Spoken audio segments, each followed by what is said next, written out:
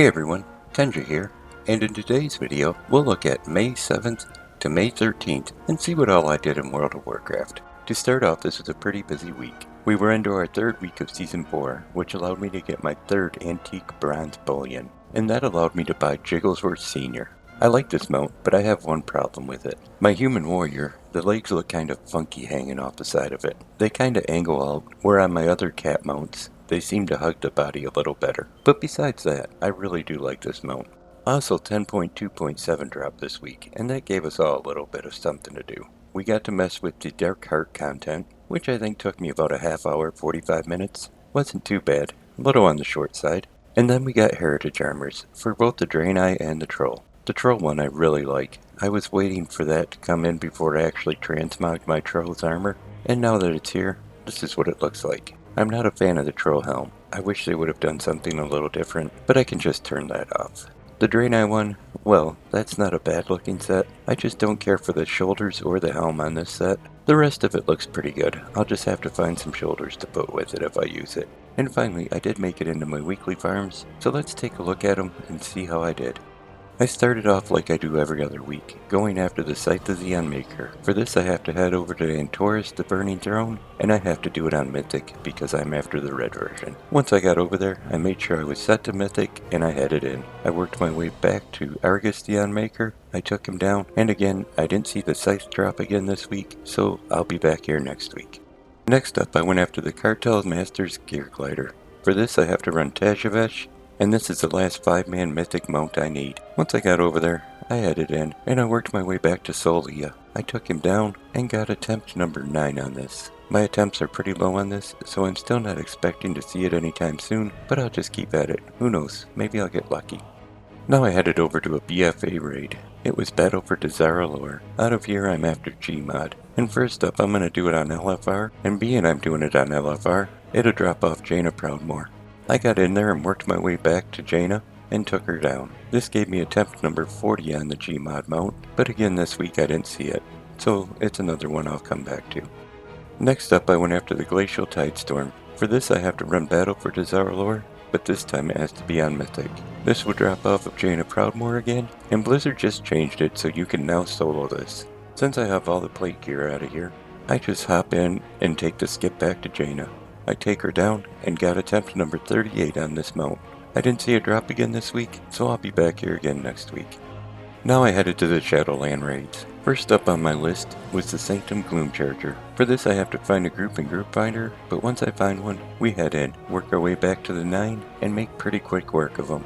This week I got attempt number 21 on the Gloomcharger. It's another one I didn't see drop, and another one I'll have to come back to next week. Now I went after Vengence, and again, this drops in the Sanctum of Domination, but this time it drops off of Sylvanas Windrunner. I normally just do the same group that did the 9 with this, and once we get back to Sylvanas, we made pretty short work of her, and I got attempt number 6 on Vengence. I didn't see it drop again, so it's another one I'll have to come back to. Next on my list was a Zareth Overseer. This one drops in the Sepulchre of the first one, and it drops off the Jailer. This is another one I can't solo, so I have to find a group in Group Finder. Once I do, we go in there and we make pretty quick work of him. And this week I got attempt number 7 on his mount. I didn't see it drop, so I'll be back here next week. My final mount farm for the week was for the head of Mimiron. For this I have to do Old War, and I have to take out Yogg-Saron. But I do this one just a little bit different. I do this as a multi-character farm, and just in case you don't know what that is, it's where I take 13 characters every week to the same raider instance till I get the item I'm looking for to drop. This is my 10th week doing this, so let's take a look and see how I did.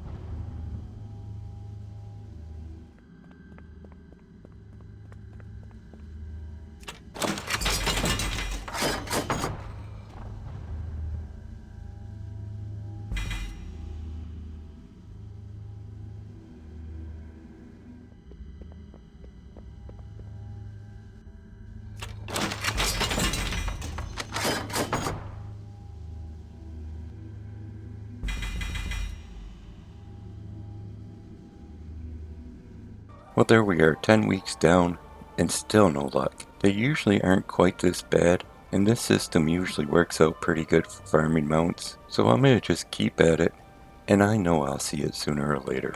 I just hope it's sooner. And just in case you're wondering, this week's Transmog is the Wyrmforged Battlegear. There's 5 different sets of this, and depending on what set you're after, determines what you need to do in game. The set all the way to the left is from weekly and world quests. The second set is from dungeons. You can do these as follower dungeons all the way up to mythic to get these pieces of gear. The next set is world drops. This set will drop in the Waking Shore over by the Obsidian Citadel. The fourth set is from world drops also, but this time it'll drop off rare elites scattered around the Dragon Isle zone. And our final set can be bought in Valdrakken off Celtirex. Overall, these are pretty nice looking sets, and they grew on me a little more as the expansion continued on, so if you go after them, they shouldn't take all that long to finish up. But hey, if you enjoyed the video, give it a thumbs up. You can click on subscribe. Thanks for coming by and watching it. I'm gonna send a hi out to my best friend, and you all take care.